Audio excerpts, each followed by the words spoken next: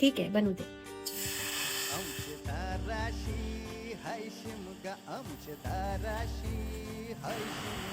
महानैवेद्याचा मान जरी पुरणपोळीला असला तरीही होळी असो किंवा गणपती विसर्जन, नवरात्र असो किंवा बलिप्रतिपदा, लग्न असो किंवा देवी देवतांचा कुठलाही कार्य, जवळपास सर्वच शुभ कार्यात आमच्या आगरी कोळी लोकांच्या घरी बनणारा एक पदार्थ म्हणजे घाऱ्या किंवा चामट्या.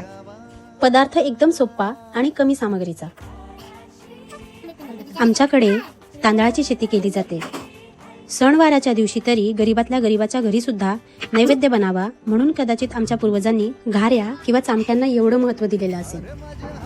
चामट्यांना शॅलो फ्राय करतात म्हणजे त्या फुलत नाहीत आणि घाऱ्यांना डीप फ्राय करतात म्हणजे त्या फुलतात. कदाचित तुमच्याकडे सुद्धा हा पदार्थ बनत असेल पण नाव वेगळं असेल. कमेंट करून नक्की सांगा तुमच्याकडे काय म्हणतात याला ते. आवडलं?